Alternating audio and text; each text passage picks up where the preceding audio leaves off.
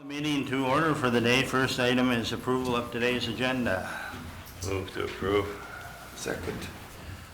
Motion by Gross, second by Haney to approve the agenda. All in favor, signify by saying aye. Aye. Opposed, same sign. Motion carries. Citizens to be heard. Any citizens on any item that is not on today's agenda? Seeing none. Motion, do we have a motion to pay the bills and vouchers? Move approval. Second. Motion by Haney, second by Campbell to pay the bills. All in favor, signify by saying aye. Aye. Opposed, same sign. Motion carries. Okay, first item is review food service contracts, bids. Good morning. Morning.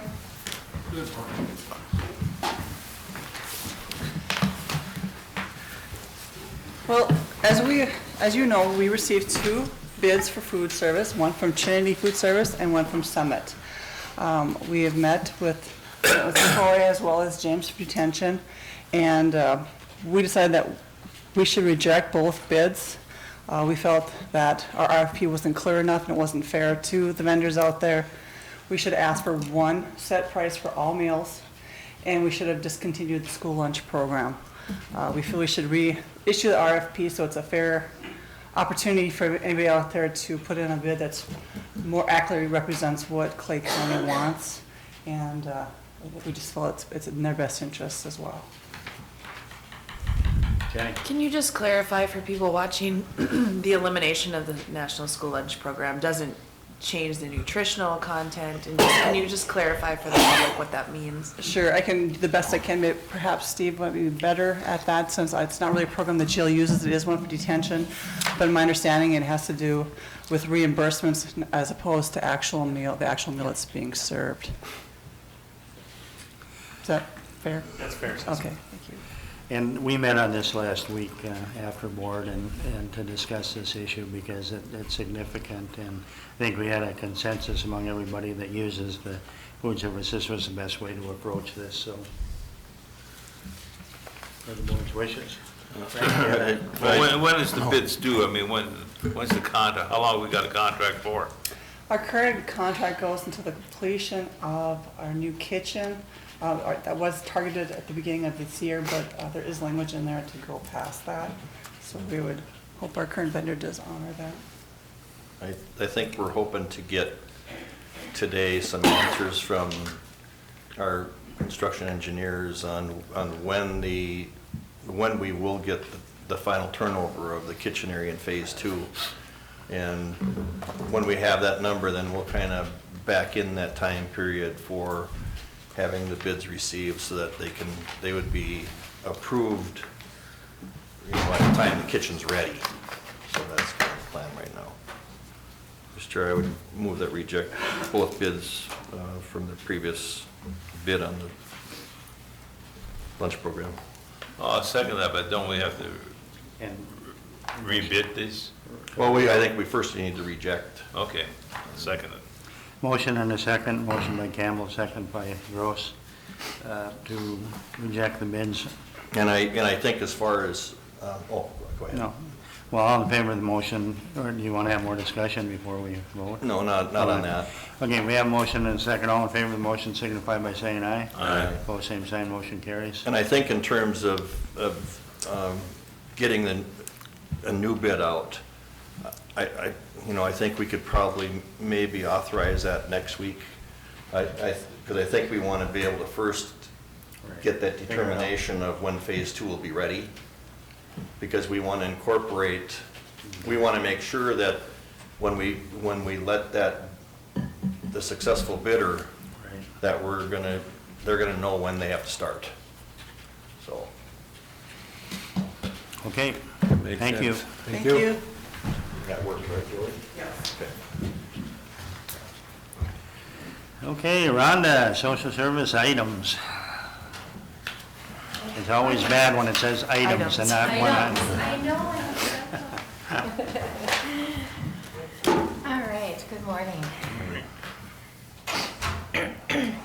Okay, the first item I had was the office furniture. So I wasn't exactly sure how to handle this because this is relative to the space on 4th floor of the Family Service Center, the Lutheran Social Services space. And I know that was put as a new item in the 2020 budget, and we're kind of at a awkward spot yet, but I did want to, LSS is moving out at the end of the month here, and if we were able to occupy that space, I wanted to get some office furniture ordered because it does take about 6 weeks, and so we were hoping that we could get into that space by January 1st. So the summary sheet, I did reach out to 3 local business supply folks, and we articulated to them what we were looking at for those 17 office spaces. And they provided quotes back, and we did a comparison. And the provider we'd like to go with for the 17 stations is Reardon's here in Moorhead. They had the best quote for the 2 different options that we were looking for. And so I indicated on there what the cost, the approximate cost would be for those setups. And then we do have 2 different meeting rooms there, and what I didn't, what is a little yet undecided is just a conference table and chairs. I was focusing more on the 17 workstations, and I thought I could do a bit more research on a conference table and chairs, and maybe we could even find something within the county. But my recommendation was as a one-time cost that you would consider fund balance if this was approved for that space. Okay, Frank? I have one question. Where are these people sitting at now? What, don't they have a desk now and a chair, or?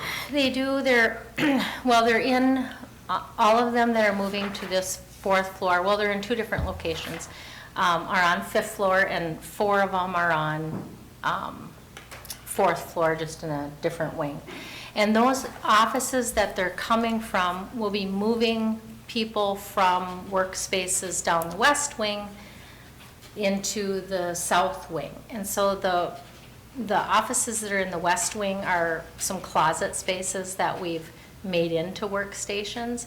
And they do have some work surfaces, but I was not intending to dismantle all that and reset it up in these new workstations, because these smaller closet areas, it wouldn't fit, or it would, some of them were cut to maneuver around pillars and spots.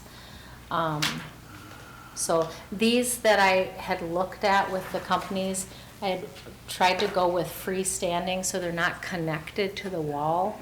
So in the future, if we were to do some different planning for the county, perhaps those would be easier to be moved to a different setup.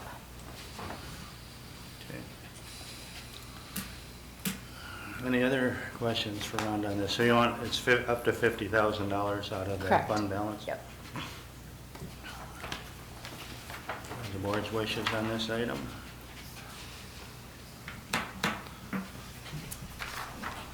Well, I guess we're gonna need space, and I think we need to accommodate them, and I'll make a motion to approve. Second. Motion by Gross, second by Haney. Any further discussion? How many square feet is the new area that you're taking over? Okay, let's see if I have that. It's similar to our other wings. I bet I didn't bring that. I think it's right around 5,000 square feet. 5,000, okay, thank you. Any other discussion? Well, I guess in our meetings, we've already had discussion that how important it is that these people get some space to work at, you know, accommodate our employees, that they have some place to work at, you know, and I guess my concern was what a question I asked, you know, don't we have furniture? But I go with your answer there, and like I say, that's why I made the motion, so. Okay, we have a motion and a second. Any further discussion? Is this the low quote? Yes, yeah, and I can pass around, I didn't print this off, but it's a little bit of, just see if the, we had 2 different workstations that we were looking at, L-shape with a table and then U-shape. So we're doing a little bit of both. And so some of the bids were higher on one type and lower on the other, so.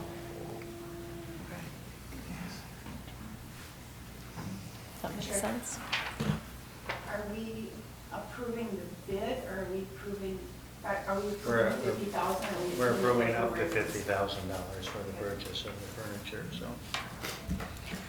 Okay, any further discussion? Hearing none, all in favor of the motion, signify by saying aye. Aye. Opposed, same sign, motion carries. Okay, our next item on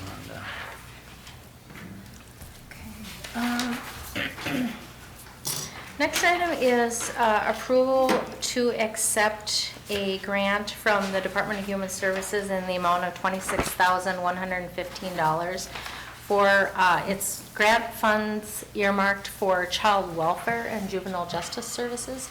We've received this grant for many years. The state is now, with their grants, they're requiring contracts. So that's why these are coming to the board for signatures. So we use these funds to pay for a variety of kind of uncompensated costs, many for kids that are up at detention. When they go into detention, they lose their medical assistance. So if there's a medication need, sometimes we'll use these funds to help pay for medications. We'll help pay for transportation issues. We might pay for, unfunded mental health services, those kinds of things. So, like I said, the state is just now requiring a grant a grant contract and requiring the board to sign off on accepting the funds. Make a motion to approve the grant funds? Motion by Moschel, second by Campbell to approve the grant funds. Any further discussion? Hearing none, all in favor of the motion, signify by saying aye. Aye. Same sign, motion carries. Okay, maybe I could pass that down for signature. Thank you. All right, next item is the MFIP plan. So I do have Teresa and Larry on here with me for this item.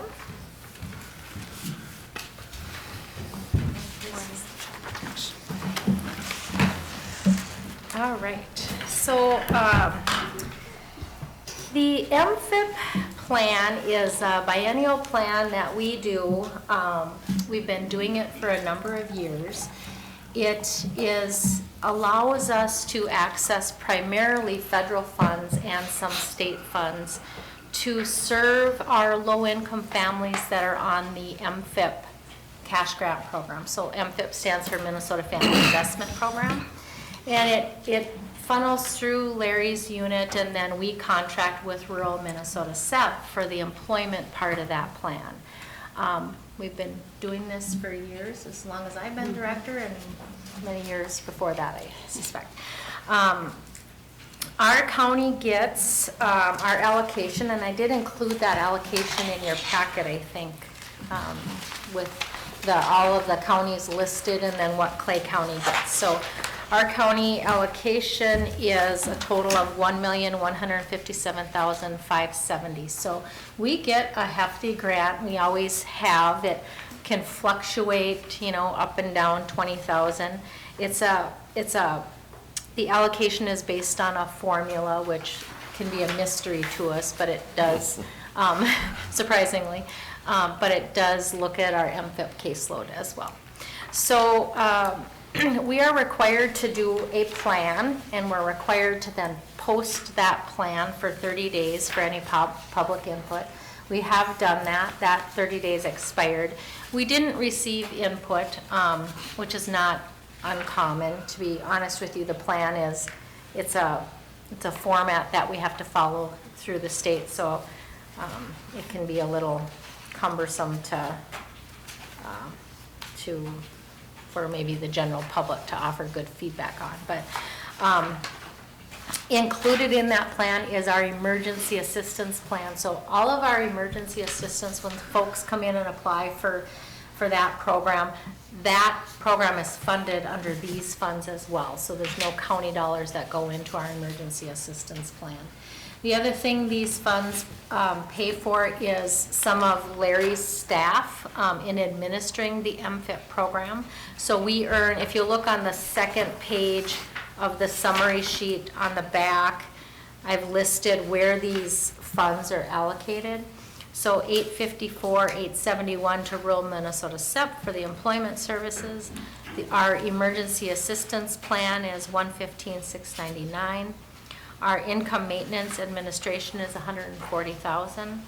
And then a couple new things that we have included this year is career advising that rural Minnesota SEP we'd like to provide at the West Central Regional Juvenile Center and Red River Area Learning Center. And then we've included some of the funds to pay for in-home therapeutic support services for some of our families that are on MFIP that might be experiencing mental health or parent-child issues, that we could provide some therapeutic services in the home that might address difficulties in attaining self-sufficiency due to family issues, mental health, substance use, those kinds of things.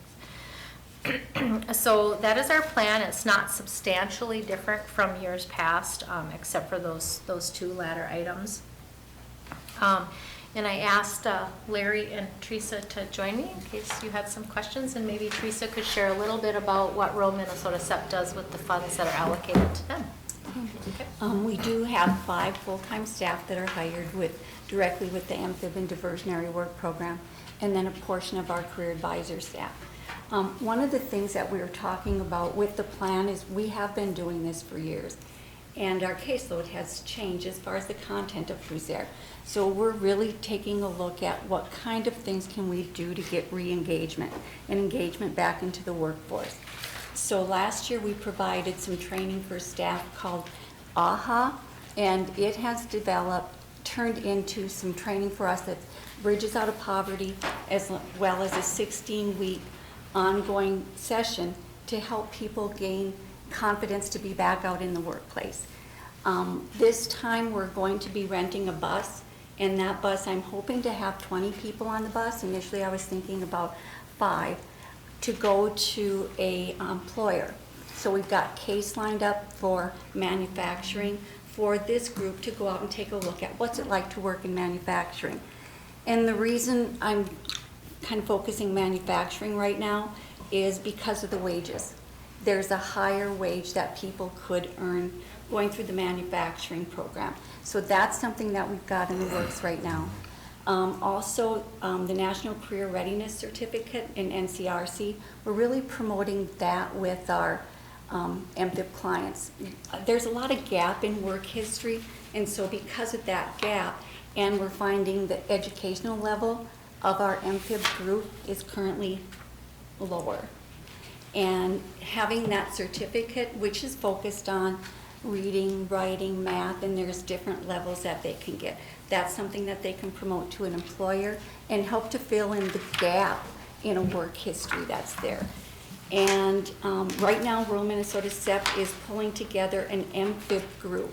And the reason that we're pulling that MFIB group together is so that we can continue to advance and find additional engagement strategies. We've been working with some of our caseload for many years, and we can't keep doing the same old, same old. We need to come back to some creative thinking. These people that are going on the bus, what age group are they? Well, probably 35 to 40. We do have a larger cultural diversity population right now, and we've developed a culturally diverse job fair that we do every 6 months too. I would think that down the road,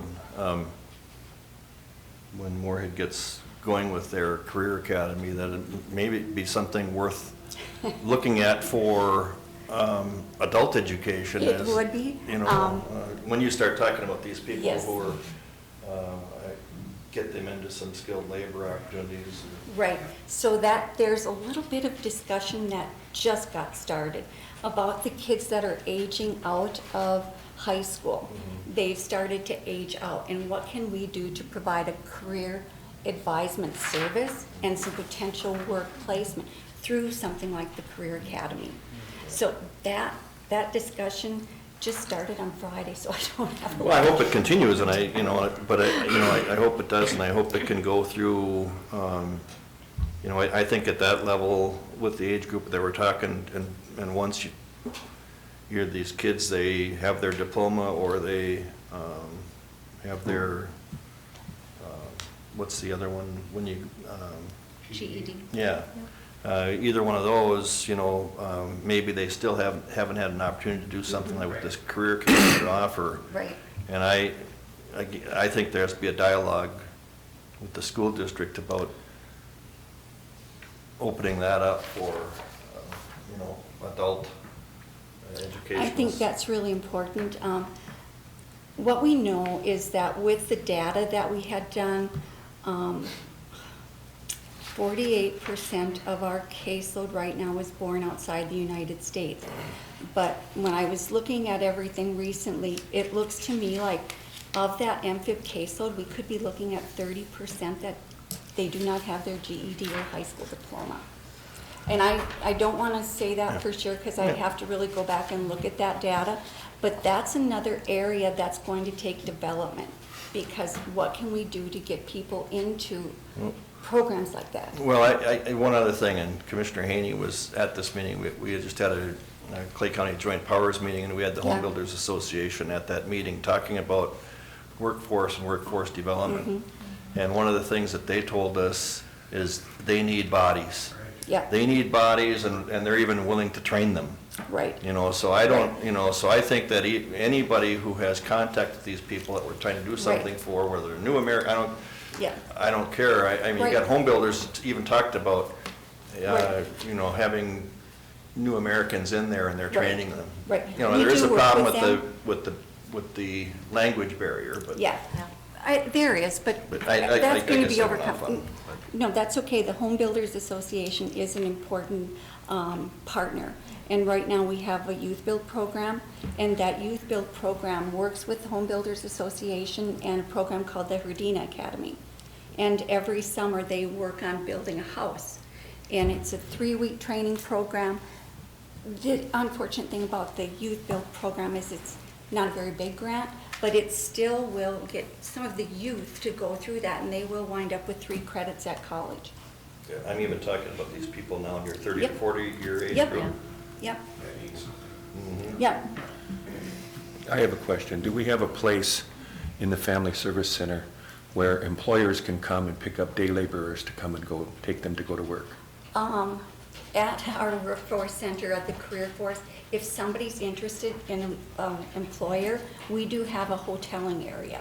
And that hoteling area, we will open it up to employers that come in and people that are coming into the Career Force and can interview them. Okay, so like these people that are 35 to 40 years old, they are waiting for someone to come and pick them up to go to work? Interview them. This, no. That bus is a completely different concept. It's more of a career focus. No, I do not have a bus that will do day labor. Okay. There isn't anything like a day labor that we're providing right now. Our whole goal is self-sustaining and trying to get people into that long-term self-sufficiency. Sure. So, But yes, this would be a we'll help. bridge thing in the beginning. Yeah, we Yeah. will help our clients get subsidized work, where we'll place them on a worksite center, and they can stay there. Typically, we give them about 300 hours, so they now have a connection with an employer, and they can take that out when they're interviewing. And then we prepare them with resumes, applications, how to interview, so they will leave with all of that. And then we have the on-the-job training contract too that's available for our clients, where we'll pay an employer up to 50% of their salary to hire them. Okay. Frank?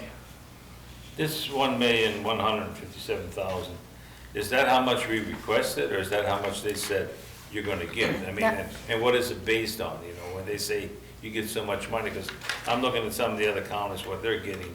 I mean, why are we getting 1,157,000 and another county that looks smaller than me is getting close to what we're getting too? And what's it based on? Well, it's what they say we're gonna get, and so we don't request a certain amount. It's what they say we're gonna get, and it's based, well, it's a formula, and some of that, they're not always clear on what those formulas are, but it does have to do with, I believe it has to do with our MFIP caseload, it has to do with unemployment rate, poverty levels. So there's a number of factors, I believe, that go into that formula. And this number hasn't really, Hasn't really I'm not really sure of the whole formula, hidden formula. All of a sudden, yes, they send this report to all the counties and they say this is the amount of money you're gonna get and how it got. It hasn't fluctuated over the last few years, getting pretty much the consistent amount of money. So you can pretty much bank on the same amount of money each year then, or? Kind of strive, and we kind of go into it planning that way, yes, and then And there's nothing we can do that hopefully can we're help it not or lower it, discouraged when or? we get the numbers to say, no, we're not gonna get as much, but like I said, it hasn't fluctuated drastically. Well, I would hope a piece of the equation is population base. Yeah. It doesn't seem that way when I look through some of the counties. Yeah. It must be somewhat population Yeah. based, but. And it's all based Some of the on- counties I know are smaller than we are, Right. and they're getting close to what we're getting. Yeah. And it's all based on percentage. And then there's some very large counties that are getting less than us as That's what I well. say, So I mean, it is- doesn't seem, yeah. that's why I'm asking, what's the formula? Okay. Yeah, they're not always clear on the formula, I suppose for fear that we might try to manipulate it, but I don't think that there are any factors that are manipulatable to. The thing is, if you don't, this is all earned based, so it's not like they send us 1.1 million. We enter into a contract with Teresa for the 854,000. They bill us and supply all the data monthly. If, for example, they have turnover and they don't utilize all of the funds that are in the contract, then we underspend our grant, and it's not like we get it. What they might do is if another county overspends, they will reallocate any underspending to counties that might have overspent. We have underspent in the past. I don't know of a time we've overspent. But the emergency assistance program, for example, some of the changes we made in our emergency assistance program where we required 40%. We're looking at our emergency assistance a lot closer. I mean, not that we did before, but it's just looking to see if sometimes we get our tax refund at the beginning of the year and people come in right after that and they ask for emergency assistance. We weren't always looking, because we didn't have a way of knowing that they got X amount of dollars just a couple weeks ago.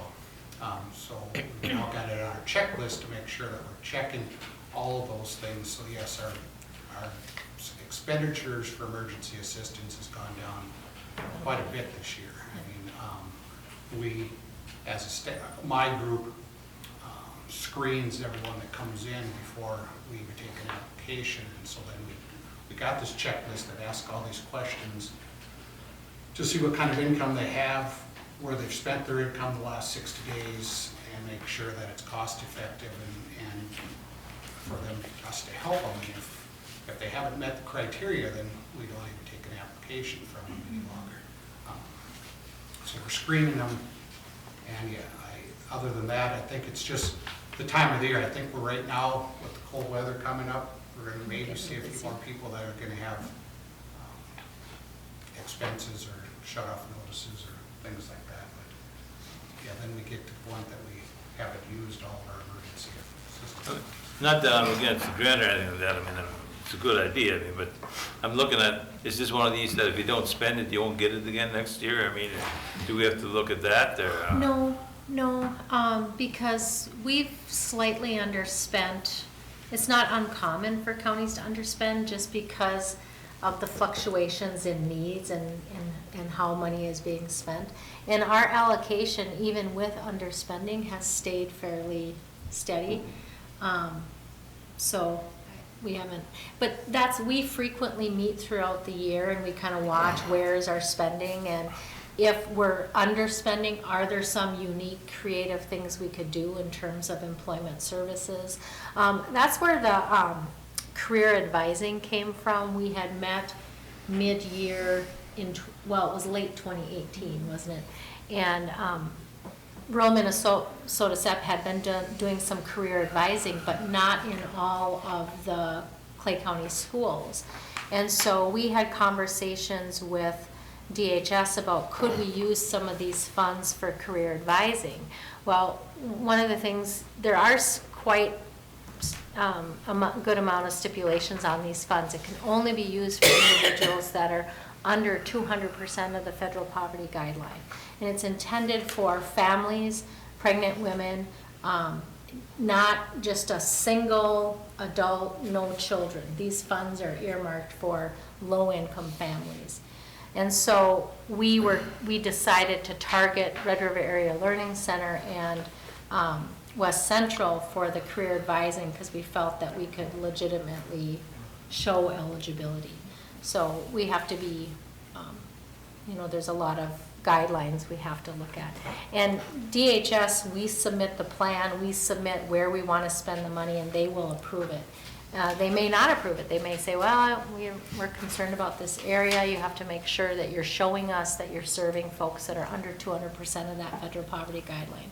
So DHS has to formally approve.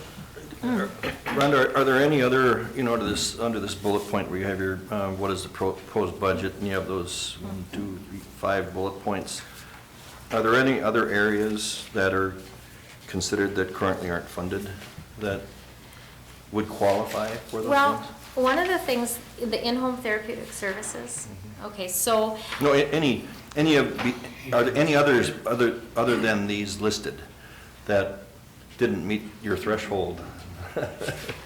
Well, we wanted to do career advising in all of the Clay County schools, and they do it, rural Minnesota SEP does it in groups and individual, but we couldn't siphon out that everyone we were serving were under 200%, so we had to pull that back.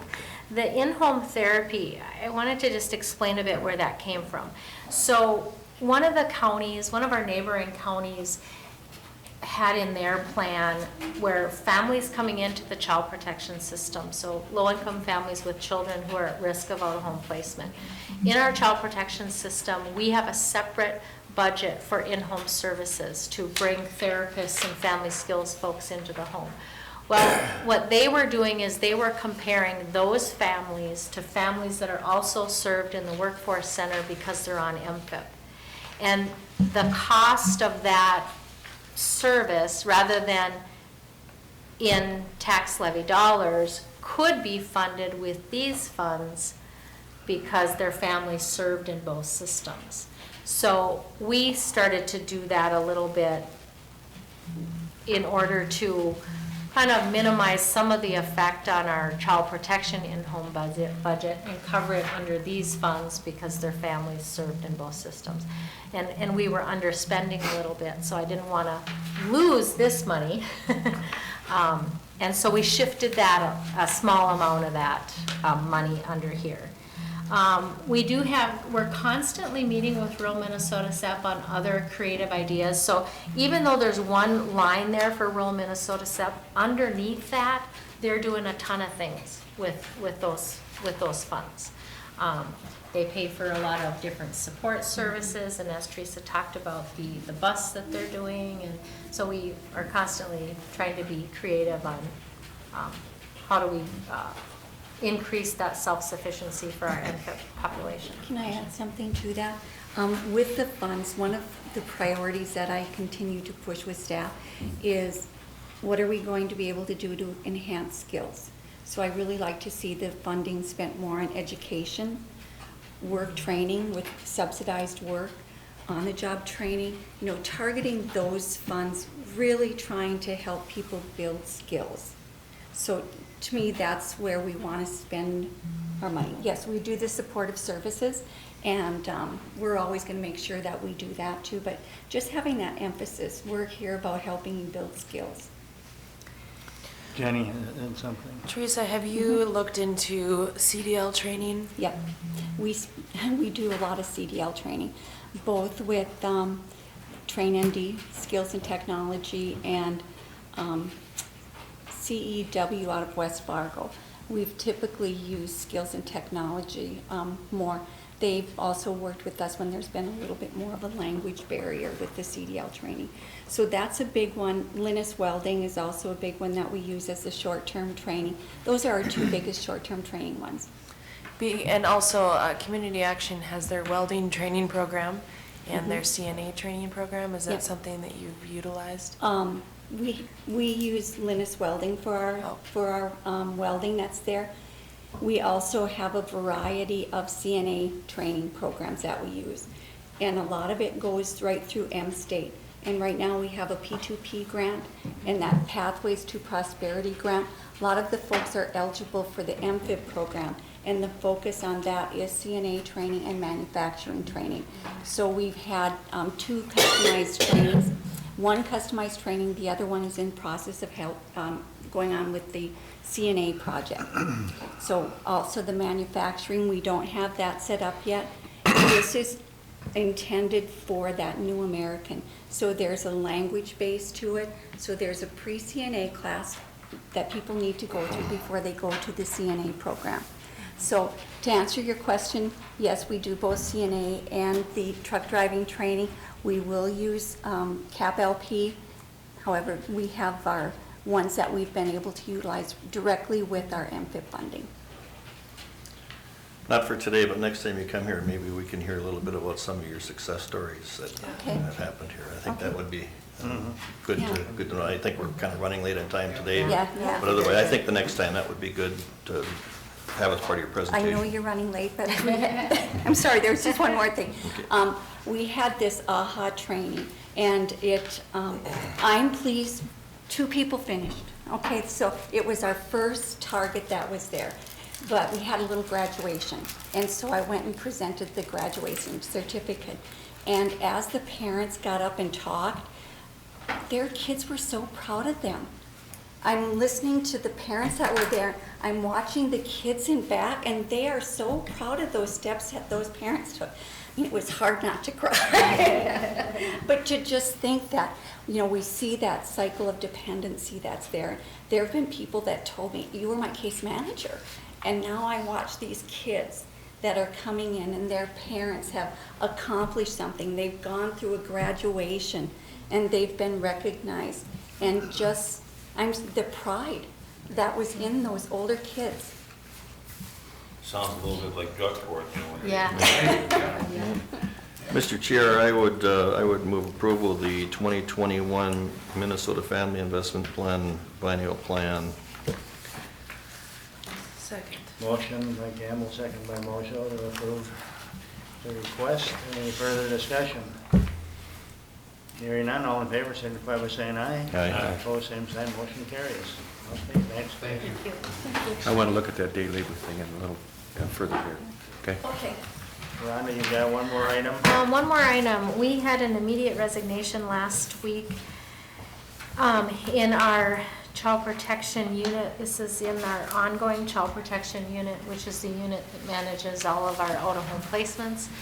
The gentleman was with us slightly under a year, and so I am requesting approval to refill his position. And it's effective January 1st. Yeah, we have to go through Minnesota Merit and posting and background checks and fingerprinting, so it would likely take that long to get somebody on board. I would move approval with the start date no earlier than January 1st of 2020. Sure. Okay. Motion by Campbell, do we have? Second. Second by Haney. Any further discussion? Hearing none, all in favor, signify by saying aye. Aye. Opposed, same sign, motion carries. Thanks, Rhonda. Okay, Thank thank you, you. Rhonda. Yeah, thanks. Dave, come on up.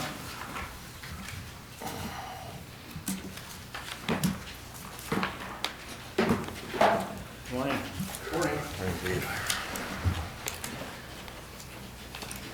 I've got 3 items this morning. Did everybody get copies of the bridge resolutions or wish to get larger copies? I do got bigger copies if anybody wants them. I can. You mean of the maps? Of the maps, yep, correct, of the maps themselves. Is this the map here? Yeah. Yep, here is the township structures on that one. And these are the ones, you want to pass those on? Yeah, those on the county system.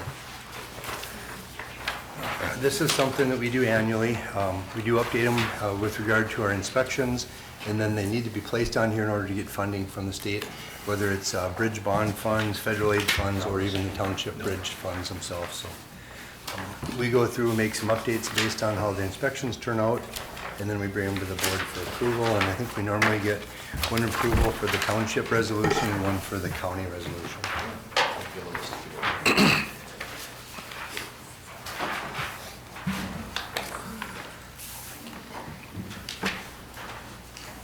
There wasn't a lot of changes this past year. Although the one change, there was the state does these special hauling vehicle inspections. The state pays for them. They come out and do different counties throughout the state, and they target different things. And every year they're getting more descriptive on what they're finding. Now they're actually looking for metal arch culverts and the certain age of them, and a certain how they're aging with the bolts on there, and if there's little cracks and different things. So we did have a couple of township structures that got posted really low to a point of like 8 tons total loading. One was up in Morkin. I think there was a couple up in that area, one in Cragness too as well. So we did put those on our township replacement structure because we realized you can't even hardly haul any heavy equipment of any kind out there on these things with the posting that low. Excuse me, I wasn't paying, I was distracted a bit when we passed these maps. Did we get funds to do some of this stuff now? We didn't do any of the bridges this year, did we? Or- Right, we did get funding for 3 structures for 2020, on County Road 1, County Road 2, and County Road 12. We have a lot of bridges to be replaced in the next year to 2 years, probably almost 20, which is probably the most I've ever had, which is really good. But, we've got those 6 federal aid, on our 5-year replacement capital improvements. There's 5 federal aid projects to remove. We've got the 3 that we just got approved a couple weeks ago. But you're right, the bridge bond funds have been lagging behind quite a bit. I think the last 2 years, we've just had waiting lists. We complete projects that are in the queue, and then we put them on a bridge waiting list, and we're waiting for bond funds. But we are gonna have a lot of bridges to replace. We got several town bridge replacements as well to get in the mix. So we've got the federal aid ones, we've got our county and county state aid ones, and then we've got township ones as well. So the next 2 years are gonna be very, very busy doing these small little, they're like little wooden bridges, and we replace them with box culverts. Probably the most we've done since I've been here in a short, 1 or 2 years. I move approval of resolution 2019-38, which is the county bridge prior to issue. Second. Motion by Campbell, second by Gross, for resolution 2019-38. Any further discussion? Hearing none, all in favor of the motion signify by saying aye. Aye. Opposed, same sign, motion carries. I'd move resolution 2019-39, township bridge replacement list. Second. Motion by Campbell, second by Mojo for resolution 2019-39. Any further discussion? Hearing none, all in favor signify by saying aye. Aye. Opposed, same sign, motion carries. Item B is our mailbox placement and maintenance policy. Most recently approved or brought back to the commissioners in 2012. We sat down and talked a little bit about it at our highway committee meeting. And the reason that I moved it forward was based on how much snow we got last year. We got a lot of calls, a lot of unhappy customers. Sometimes the county plows do hit the box. Sometimes the snow hits the box. And last year was just a real big year for mailboxes. And what I kind of had a hard time with was, and then we've also got conforming and non-conforming standards out there. We've got the swing-away standards, which are crash tested, and we call those conforming. And then we got everything else that's kind of non-conforming. And if county equipment were to actually strike or hit a non-conforming mailbox standard, I kind of had a hard time telling them that our policy says that, nope, sorry, it's not a swing-away box. We're not responsible to help you out. I feel like if we take a box down, we got to help them out. So we started kind of deviating from our current policy. So I thought it best to try to, write something up that would kind of catch all cases as much as you can. You can't catch every case, but the way it reads right now is if it's a conforming mailbox and it's hit by the county, we will replace it. If it's a non-conforming mailbox, we're gonna evaluate it case by case. Most cases, you can tell if we hit it, you know, you can see metal on metal, it's pretty obvious, but a lot of times if you can't really tell. So what we've been kind of doing is talking to the locals, and if they're willing to purchase the swing away crash, which is what we want, if they're willing to purchase it, we'll put it up for them. Which usually, you know, whether someone has the ability to do that, if they're elderly or don't have equipment or just don't exactly know how, you know, it's gotta be so far down the slope and all that, and so far up on the road for the mail carrier. We've been kind of going down that route, and I just felt, you know, in certain cases when, if you kind of go back and forth, you can't tell who hit it. I think this case-by-case basis kind of would follow and give us the leeway to do that. And then the policy that hasn't changed, or the sentence that didn't change, was any damage caused by flying snow is responsibility in that. And that's standard, whether it's on most counties or any state highway, if it's hit by the snow. And that's why the swing away box has a little better chance. It can kind of swing away. That's the kind of the mechanics of the whole thing. But I guess I felt, other than that, 90% of this policy has been unchanged. It just, I wanted to try to capture a little bit on that bottom piece on there, just so that our department wasn't not following our own policy. How many do you have in a given year like last year? Oh, I bet there was 50 plus or more. I just happened to be in Park Rapids one weekend, and I drove around a little bit there, and it was unbelievable. State highways, Hubbard County highways, boxes were destroyed. It looks like someone was purposely. So I felt a lot better, because we've been getting all these calls, and people are unhappy, and I get it. You know, but even when you go in another neighboring county, it's just, last year was unbelievable. Like I said, it didn't matter, county, state, boxes were all just destroyed, they're all twisted, and looks like you maliciously went and run them all over. It was just that bad last year. Okay, what are the board's wishes? In a year like last year, when there was an instance or two of several in a row that had gotten hit by a plow, Right. in this new policy, would we cover those? If the county hit them, yes. Yep, then that's when we gotta figure out. But then you're still asking their landowner to purchase something new. Well, We'll that's just in, set it up. that purchase kind of situation is more if you're undecided. They're sticking their ground saying, you know, we think that you hit it, and we're like, well, look, you know, part of the box is still here. If a wing or a plow were to hit that thing, the whole thing is gone, you know? Right. So that case is more if you absolutely can't determine who hit it, or if the snow hit it or we hit it, right? But if we hit it and it's non-conforming, then we'll put up the correct one. That's what we've been doing. And I guess that's where I struggle most. You know, I, as a rural landowner, understand if it's snow, I totally get that. Right. My mailbox is jammed with snow, but if it's clear that it was hit by our unit, Right. I think it's our responsibility. And that's why we changed the policy. That's exactly why we changed it. Yeah, but I think our policy states that if we're gonna replace it, we're gonna replace it with the swing style approved one. We're not gonna be rebuilding somebody's concrete And fancy mailbox. Right. So- And I understand that, I want to be clear that you're not requiring that landowner, if Correct. we hit it, Right. to pay for the No. replacement. No, absolutely not. That's, like I said, that's why the old policy says if it's non-conforming and we hit it, we're off the hook. And I didn't think that was right. I think the goal is if we hit it with the blade, we will replace it, but we'll Right. replace it with the Swing away. swing away. Yep. Yeah. Okay, what are the board's wishes? So, Motion by Mojo, Second. second by Campbell. Any further discussion? All in favor of the motion, signify by saying aye. Aye. Or same side, motion carries. All right, item C, approval of final voucher. This is the paving on County Road 9. It's contract number 118. It was with Zavro Construction out of East Grand Forks. This was just for the bituminous surfacing on those 5 miles.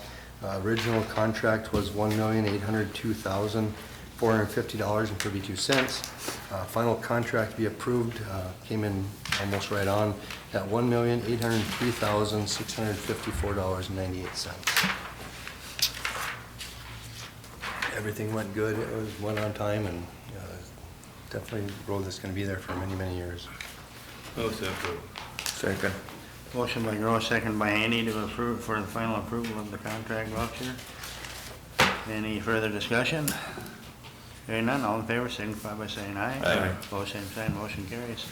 Dave, I just have a couple things. One, we had talked about a future arterial highway out on the crossing on 75, and I know Commissioner Campbell had requested we put a sign up, and I see there's a sign up, so whoever did that, thank you. But two, you and I have had a lot of discussion about the shape of some asphalt roads and breaking apart, specifically with the wet fall and farm loads going in and out. And so I know that you had talked about looking at our plan and what we'd had, and I know we'd had a study on some asphalt conditions, and it just seems that with a wet spring and a wet fall, several of those roads are in much worse condition than we'd. Right, this winter, we're gonna have to circle back on some of these older roads with low volume on them that aren't really, they're not really hitting our 5-year plan based on regional geography and ADT. But I mean, that's same boat as we've got some hazards out there. We have some safety issues out there as well. So I guess I think some of those are gonna rise to the top from a safety standpoint. All right, thank you. Thanks, Dave. Yep, thank you. Thank you, Dave. Committee reports, Jenny. Dave, you gonna be around for a while afterwards? Yep. Talk to you about it. Can you come back to me? Sorry. That's all right. You ready? Yeah, last Tuesday after our meeting, we did meet in the afternoon. Commissioner Wayland and I met with Steve and the jail detox and juvenile center regarding the food service stuff, and I think the actions that happened today were a result of that meeting or recommendations. So, and then the only other meeting that I had last week was the Clay County Joint Powers Agreement, or Joint Powers Board meeting, and that one, we're working on our intergovernmental retreat, and as part of that, we had the Home Builders Association was there as guests that morning and talked to us about their needs, which are many, and I think what we're going to see coming up in the intergovernmental retreat is a focus on the workforce. That's going to be the kind of the theme for that day on the most part, is workforce. And I think one of the panels that's going to be on there after keynote is going to be going to include, I think, the president of the Home Builders Association. So, and we have I think we're going to have somebody from maybe job service, and we're going to have somebody from other trades as part of that. Kind of a focus on the workforce dealing with trades as opposed to more of the professional and the need for those types of workers in our communities. So I think that's going to be a good deal. And we had an update on our update on the road construction project, the 21st Street project. I think that's scheduled to be up and going sometime this summer. It's the latest that we got. If I'm wrong on that, Commissioner Haney can straighten me out. Okay, and then we did. Then we adjourned that meeting, and we had a community task force. I think we just, as you know, we changed that to plan those together or something. So, and that group met, and it was pretty much each administrator gave an update on what's going on with projects. So I thought we dissolved that community task force. We kept it, but we kept it as part of the Clay County Joint Powers Board. So Yeah. should I have been at that? Well, no, because it changed to be under the umbrella Okay. of the All Clay right. County Joint Powers Board. And it just became part of that. That's good. I just want to make sure that I. So it was like an agenda item, at least that's my understanding probably. So. Well, you were certainly welcome to come. Well, but Absolutely. We would have had a. yeah, we would have had a quorum, so it would have to be one or the other. Right. Yeah. You know, I don't Okay, know if well, we need some clarification. You want on to come, that. I'll go. I'll leave. Just let me know when you want to come. Next year. Okay, so that concludes my report. Jenny, you ready? Yeah, I just had, I'd been driving around looking at following up on some of those road complaints, and so I just had talked with Dave about that, and I appreciate getting the crew out there right away. And like you said, there are some issues that were a public safety concern, and, you know, we'll address them as best as we can, so. Concludes my report. I do want to say, Dave, while you're here too, and I meant to say it while you're up here, we did receive a letter that really talked about your road supervisor and gave kudos to you and your assistant. And I think that's an indication of a job well done. And, so if you can relay thank you from us on that. So it's nice to get those types of letters. Did you see it? you have a report? Did you see it, Dave? Was Jenny done or? Yeah. Oh, dang. Last Wednesday, I went to the Wild Rise Watershed Board Policy Committee meeting. I also attended the advisory board meeting up there, and they're moving along pretty good. They're considered about half done with their one watershed, one plan. They're looking at getting done around next May. Once they have 14 projects that they're working on that they're going to be part of their projects, and that we went over individually to see what's going to be done on them. Once they've got their plan completed, there'll be $1.3 million available to them yearly for working on those projects. Friday, I went to the investiture of Chade Rosenfeld as the judge. Boy, she must be one popular person, but boy, that courtroom was full. You know, they had a lot of people in attendance there. People, yeah. Got a lot of praise for Chade. Got a lot of people backing her. Last night I went to Cromwell Township. I guess, Dave, that's why I wanted you to. They're very concerned about the 15th Street North right outside of Hawley, excuse me. That 15th Street, that mile, it's a mile long, and Hawley has half of it, and Cromwell Township has the other half. And what's happening is Hawley posted it, in the Hawley part, they posted it for 5 ton. The rest of it's not posted, so, I mean, you can drive a truck halfway down the road, and then after that, you gotta stop. You can't get through there, really, I mean.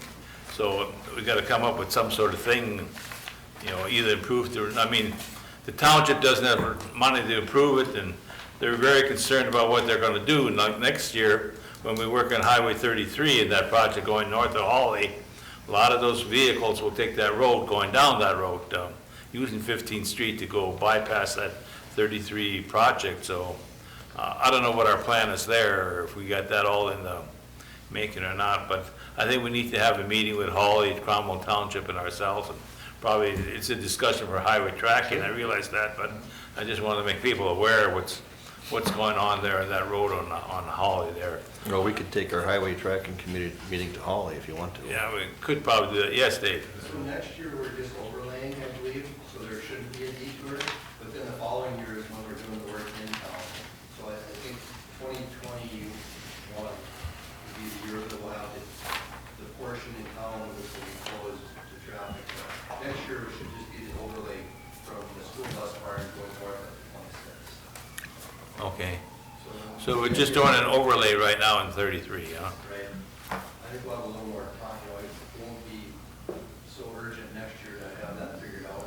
Personally, I think that piece that you did the run seal on will probably have to be ground up, it's not gonna last, and then the 5-ton posting won't be quite as crucial for it. Well, I guess they're concerned about they keep on putting gravel on and paying for the gravel, and the gravel disappears, you know, it's not working. Something needs to be done, because it's a highly traveled road, you know. It's a lot of people, to bypass Hawley, they're taking that road on the north side, a mile north, and coming down 15th Street, so, I don't know whether, I guess they would like the county to take over that road, but I don't know if that's possible or not, but, Funny, Oakport has the same thing with City of Dilworth. Mornet Township has the exact same thing with City of Mornet, Boostown, and then Cromwell has the exact same thing with City of Mornet. 3 identical situations right around these little urban population centers. no. Well, I think it's a discussion item for highway tracking, and we'll bring that up then. Well, I think, of what those entities are posting those roads at in terms of ton restrictions, they're, I don't know that they should be arbitrary in what they're doing there, right, Dave? I think it needs to be, to match the consistency of what it can handle, and I don't know how that process is done, Dave, but we can talk about highway tracking, but. That was my report, thank you. Thank you, Mr. Chairman. On Thursday, along with Commissioner Campbell, I attended the Clay County Joint Powers Committee and followed by the Community Facilities Task Force, of which he's already reported on. And then as soon as that was over, right after that, I had the Clay County Local Advisory Committee Children's Mental Health Meeting, and we had a presentation from John Fisher of Friends of the Children, which is a 503c3 just opening in the FM area that provide mentors for children at risk of being placed in foster care one-on-one with kids from kindergarten through seniors in high school. There will be a vaping informational lunch and learn taking place on November 20th and January 20th, conducted by Jason McCoy from Clay County Public Health. We heard agency reports and reports regarding difficulties performing dental work on at-risk children with anxiety issues. And then on Friday, along with Commissioner Gross, as he reported, I attended the elevation of Jade Rosenfeld to the bench on the 7th District Judicial District. That's my report. Thank you. I just had the meeting on the food services that's been reported on, so Steve, what do you have for us? Thank you, Mr. Chair. Again, I attended food contract discussion that Commissioner Whalen and Campbell discussed. On Wednesday morning, I did attend the FM Chamber Eggs and Issues on incarceration and rehabilitation. James O'Donnell from our juvenile center was one of the presenters. He did a very nice job talking about our evidence-based trauma-directed programming at the facility. Later that morning, I met with Darren on a series of HR issues. That evening, I participated in a dispatch tour with Sheriff Empting, City Manager Chris Volkers, and Police Chief Shannon Monroe. They're in the process of a building study there, and so it was good to get kind of a better understanding of the overlay of the dispatch facility. That morning, I attended the Clay County Joint Powers, which have been addressed by Commissioner Haney and Campbell, and also the Community Facilities Task Force. City of Moorhead talked about inclusive playgrounds that they're working on, and also their dog park down in Oak Point. The school talked about their operation centers. Phase 1 of the bus garage is they're hoping to have that open by Thanksgiving, with phase 2 for the administrative offices ready by this spring. We also talked about the salt shed and cold storage replacements on Highway. Just as a reminder, we have a shared space with MnDOT, the city, and the county. One of the buildings is just a city, or is just a city MnDOT. The other one is in thirds, and we're looking for replacement of that in 2024. We also talked about the regional dispatch center, just so we made our participants aware that that's on the I don't know, forecast ahead. Later that morning, I attended the Strive for Excellence Committee. We looked about, we're talking about trying to have more of a formalized county training for first-time supervisors, utilizing education and minimizing some pitfalls when they enter into those roles. And also talked about some ongoing leadership for those, leadership training for those who are identified as those leaders. We had county management that morning. We talked about MCIT, making sure that we're scheduling our items in each of our departments. We talked about exit interviewing as employees leave to get a better feel of why people are moving on, and also talked about the end of the year prep. That afternoon, I spoke with Brett Arney from Bowser in relation to giving an update of the action of the request of the Wild Rice Watershed District, and that Clay County had moved forward with notifying Becker that we wouldn't be entering into a joint powers agreement, or joint agreement as far as assigning the managers.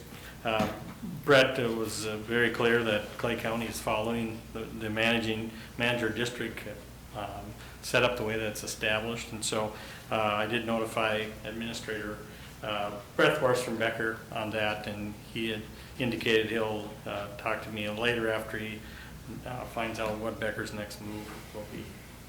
That evening I attended the K-9 fundraiser at the TAC Music venue. Rick Adams from the Roosters volunteered his time, and I think the TAC Music venue also provided their venue for free. I believe that the sheriff and Chief Deputy Lansom will be coming here in the next week or two to kind of give the board an update on where they are with the fundraising for the K-9 officer. I did also participate in the investiture for Judge Rosenfeld, and yeah, we've attended a number of those where it's packed, but we were at standing room only out the door there, so it was very interesting to see when you work in private. They had many people were trial lawyers that gave nice speeches about Judge Rosenfeld, and so it was very entertaining from that perspective. Just wanted to make note, on October 8th, Dave came forward with resolution 2019-36, the speed zone study in CASA 3, just north of County Road 18. We've received 12 petitions of support for that speed zone study from citizens, Clay County. I did ask Dave to forward those to MnDOT to be part of that study. And then just the last thing is we have 2 upcoming meetings in December that we may need to have a discussion on when we would hold our board meeting. On December 10th, we're going to be at AMC that Tuesday. And so we'll be actually gone Sunday through Wednesday. And so we'll be looking at the possibility of moving that meeting date. And then also this year, Christmas Eve is on a Tuesday. And so if the board would like to entertain moving the date there. Well, after AMC, when would we have it? Then like Thursday? Yeah, is it even worth having a meeting then? Should we just not have a meeting that week? Just wait till Tuesday the next week. That's that's the monthly per diem date, I think, isn't it, that check? We have to Yes. sign all that stuff.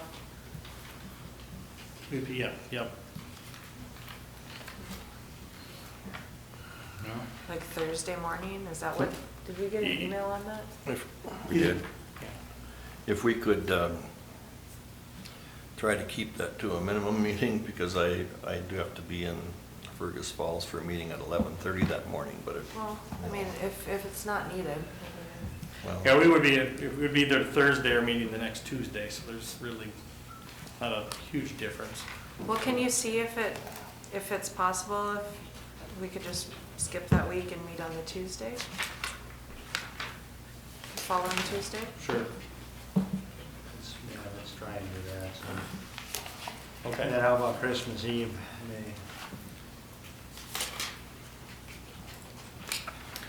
Your options, I guess, would be, the 23rd, the Monday the 23rd. You could always look at the 26th, but you're probably traveling different places that day. Let's try and do that on the 23rd. Is that fine with I everybody? agree. yeah. Oh, what if we moved it, there's a 5th Tuesday that month? That would be your other option, is the 31st is on a Tuesday. Gonna meet on New Year's Eve? Oh, the morning of this is the morning before. You shouldn't start that early. Let's do it on the 23rd. You are Yeah. German, you're probably. Okay. All right. So we'll look to cancel the meeting on the 10th, the week of the 10th, and then change the 24th meeting to the 23rd. I did notice on our schedule that AMC is not on that posted. Can you make sure that gets posted on our calendar? Oh, And I did have one more thing that I forgot about, I apologize. Matt Jacobson and Steve and I had conversation about our Buffalo River flood study that kind of continues to linger out there. A final bill was submitted to Matt, and my understanding was that we were settled with that, and the watershed had taken 50% of it, and so have you heard? Not heard any new, where Mike was out of town Okay. last week, and so we're gonna get with Mike this week to. And I had said if it would help in any way, I understand FEMA's like talking to a brick wall, but if it would help in any way to help speed that process up, if it would, a letter from this board would be something that would be worthwhile, I definitely think we should try and wrap that up.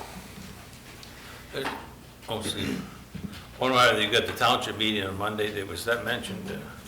No, I've not mentioned that. Okay, I don't know if you have your supervisors, Yep, we've talked about that in management, so we'll have a number of supervisors there. okay? And my final thing was, yesterday I had the opportunity to go to Barnesville for their Veterans Day Appreciation Program that the school kids put on, and I know that there are a variety of those going on, but I just want to thank our veterans at this board specifically for their service, and I know that we've got employees that are veterans themselves, so our gratitude to them and our community members. It was nice to see our Veteran Service Office is so active in the community. To see their presence was promising for me, so thank you. Anything else?